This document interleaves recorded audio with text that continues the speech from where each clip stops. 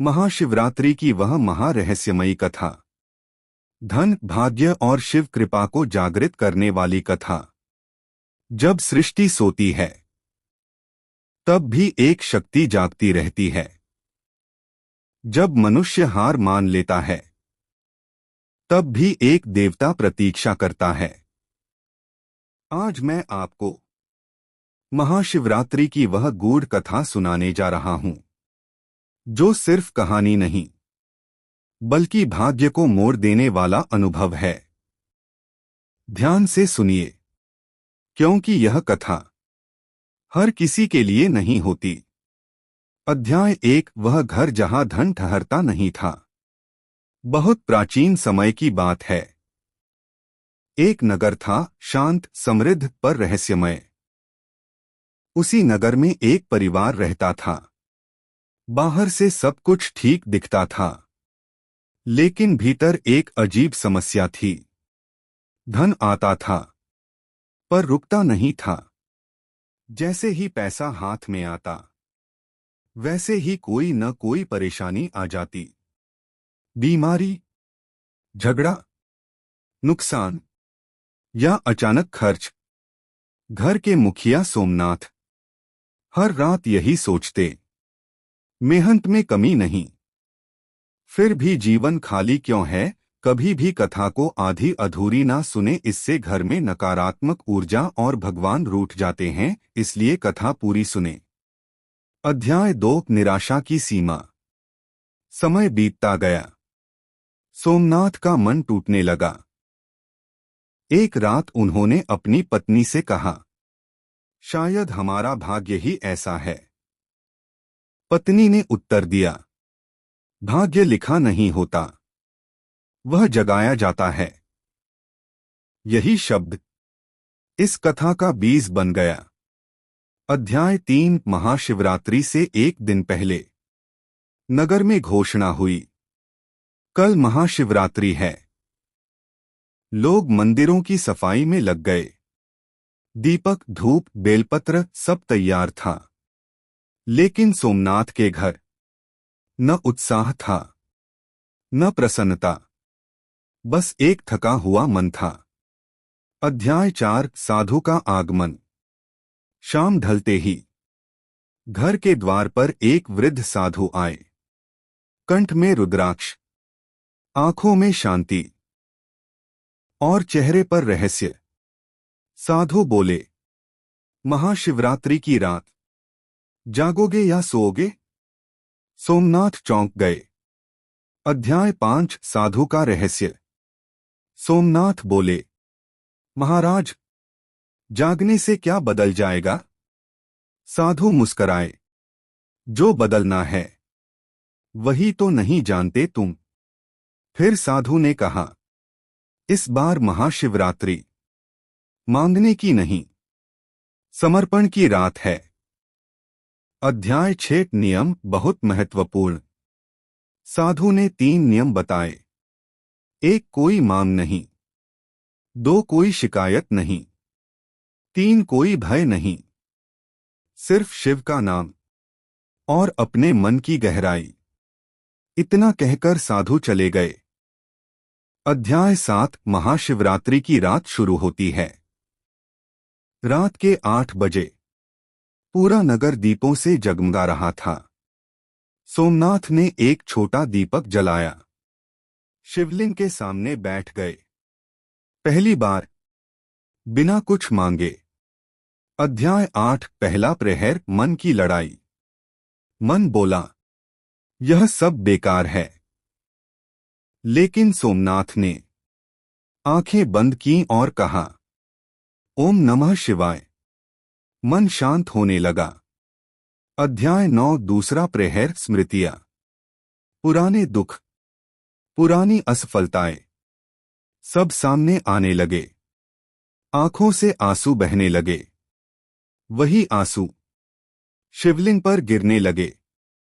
अध्याय 10। तीसरा प्रहर। परीक्षा। अचानक दीपक बुझ गया। हवा ठंडी हो गई। एक गंभीर स्वर गूंजा, क्या अब भी विश्वास है?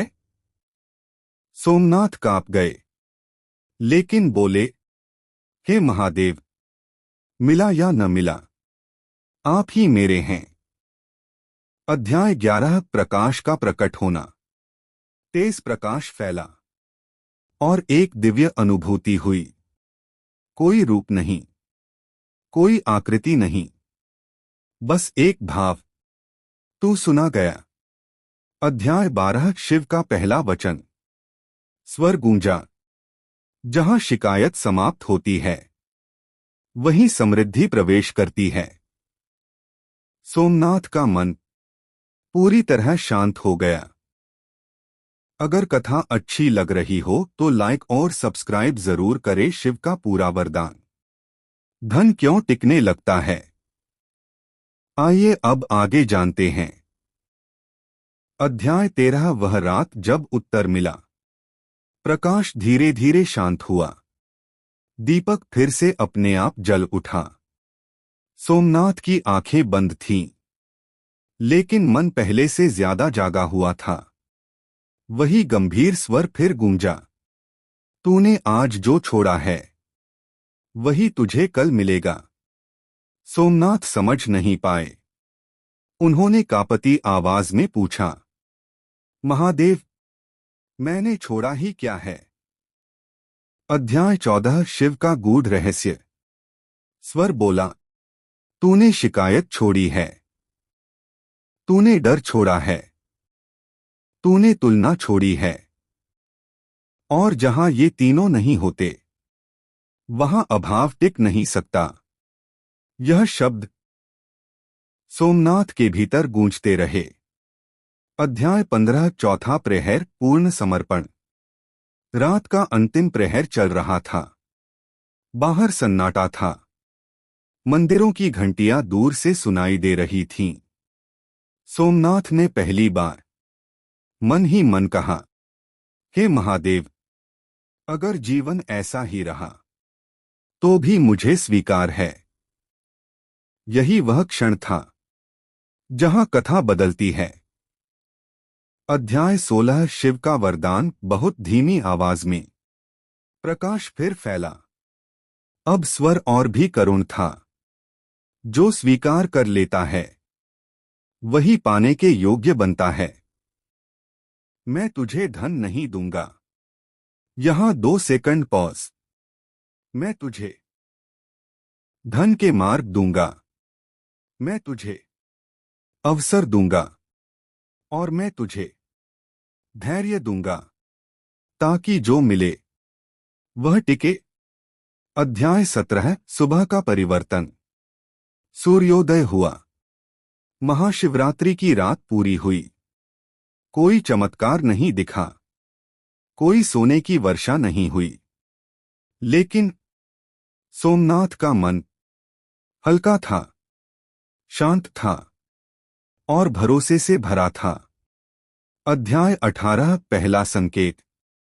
कुछ ही दिनों बाद सोमनाथ को एक छोटा सा काम मिला। वह काम पहले से अलग था, पर उन्होंने मना नहीं किया। उन्होंने याद किया, शिव ने कहा था, अवसर आएगा। अध्याय 19 धीरे धीरे बदलता जीवन। महीने बीतने लगे। काम बढ़ा, लोगों का भरोसा बढ़ा, और सबसे बड़ी बात, पैसा आने लगा और रुकने भी लगा। बिना डर, बिना जल्दबाजी, बिना लोभ। अध्याय 20 साधु का अंतिम संदेश। एक दिन वही वृद्ध साधु फिर प्रकट हुए। सोमनाथ चरणों में गिर पड़े। साधु बोले, तुम अमीर नहीं बने, तुम स्थिर बने हो, और यही स्थिरता आगे चलकर समृद्धि बनती है।